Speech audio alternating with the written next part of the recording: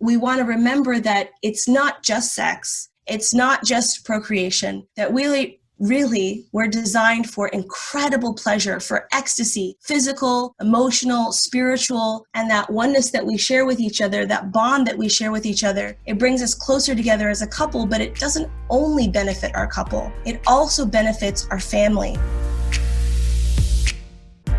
Hey, you're listening to the Blessed Couple Podcast, where we talk about how to do this marriage thing and experience God in the process. I hope you enjoy and subscribe. Let's get started.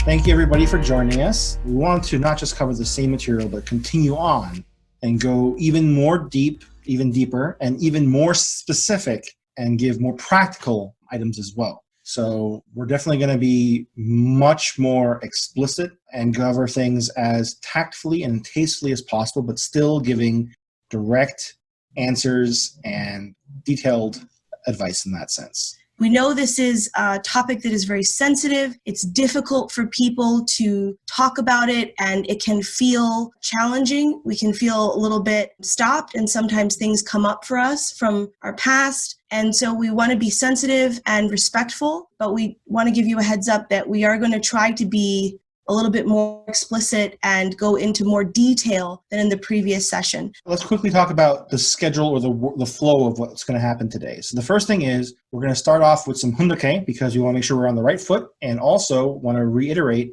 how important this is, not just to our religion, but to God. And it's a foundational element of what we believe. So right. Make sure you start off on the right foot. And sex is sacred not only in the Unificationist faith, but in many faiths around the world. So we took a lot more time doing hundake and sharing Reverend Moon's words with you and sacred scripture from other faiths in part 1. In part 2, we're just going to start out with a few of our favorite scriptures, and then we're going to just jump right in. So right now, we're going to start with some of our favorite scriptures, and the very first one is exactly what we're doing here today, the value of talking about sex and learning from other blessed couples. So let's talk about investing time and energy. In spirit world, you'll compete in the total time that a husband and wife made love on earth. It may be 40 days or several months. If a couple makes love for such a long time, can they get divorced? No. We can learn conjugal lovemaking also from the experiences of others. The important part is we must use what we have learned for the sake of our spouse. Because that's why we're here, to enrich and bless each other's marriages. You should consult and ask women around you, how do you do it? If you want your husband to extend the time of lovemaking because you cannot feel a sexual climax yet, you should ask him to do foreplay longer. And I'm going to add one more. This is a direct experience quote. So True Father said that the clitoris is like the doorbell, and the husband should be a gentleman, and he shouldn't just barge into the door. He should take time to ring the doorbell. Have you ever kissed each other's sexual organs? How do you like the taste? There is the most exquisite and infinitely endless taste, one we can never forget, even after 1,000 years. So the reason that we want to include this one, even though it was in part 1, is because many couples are confronted with stigma or taboos around oral sex. They don't feel comfortable receiving or performing oral sex. And some of us even thought that it was something we weren't supposed to or weren't allowed to do in our faith. And it's quite the reverse. In fact, Reverend Moon encourages us, says that it is an infinitely endless taste that you cannot forget, even for 1,000 years. So oral sex is part of sacred sexual relationship. Absolutely. Blesses lovemaking as an art. Hey, if you're getting something good from this episode, it would mean the world to us if you could share it with someone you love or leave a 5-star review, because the only way this podcast spreads around is through word of mouth.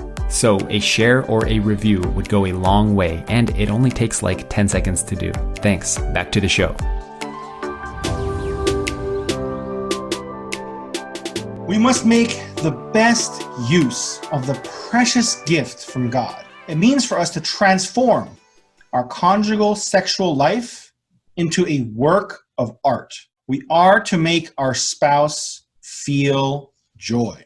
And that's our purpose of creation, right? To experience and reflect that joy to Heavenly Parent. And Heavenly Parent wants to be in our sexual relationship and experiencing that conjugal love with and through our couple. And so we want to remember that it's not just sex. It's not just procreation, that really, we're designed for incredible pleasure, for ecstasy, physical, emotional, spiritual, and that oneness that we share with each other, that bond that we share with each other. It brings us closer together as a couple, but it doesn't only benefit our couple. It also benefits our family. When you have a passionate, intimate, vibrant sex life, believe me, your kids know it. And they see that romance oozing from your pores, and they see how you're connected with each other, how you care about each other, how you touch and cuddle each other throughout the day unconsciously. And they're absorbing all of that and taking it in, and they think to themselves, that is what I want. I want true love. I want romance. I want passion, because that's what they see all around them in the outside world, reflected in a bent or crooked or fallen way.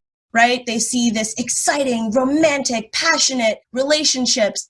And if they don't see the heavenly, correct version of that within their faith community, they might think that the marriages and the blessings that we have are less than an outside relationship or a traditional marriage where we have an arranged marriage in our faith. So the truth is that couples who are arranged, and this is a global study that was done, not to be confused with child marriages or forced marriages, but arranged couples, either through a matchmaker as matching advisors in our community that we also utilize, or through other services, or through parent arrangement. Arranged couples actually report higher overall relationship satisfaction than love matches or traditional couples. So the truth is, scientifically, the truth is that arranged couples actually have happier, more romantic, more vibrant lives, and we're significantly less likely to divorce our spouse because there's more than just attraction that brings our couple together. There's our faith, there's our families, we have the support of our communities, we have shared and common values, and we're working together towards common goals. So if you're thinking about sex as selfish or taking time away from your kids, actually, I want to encourage you to reverse that thinking. And every time you make love with your spouse, think about all that positive, loving energy that's flooding through your home and your family. And think about the exemplars that you are for your children, and that they're going to want to grow up and have marriages like the marriage that you have with your spouse, and see that true love is so much more beautiful, so much more authentic and real than this fictionalized, fluffy, cotton candy, romantic version represented in the media and pop culture. Absolutely. Hey, if you want to improve your relationship or take your sex life to the next level, well, you're in luck, because more than 70% of couples that take our Love and Integrity course said that the quality of their sexual relationship improved after joining the course. Sounds good? You can join the program today with your spouse, or just take the course by yourself at loveandintegrity.com. See you in the next episode.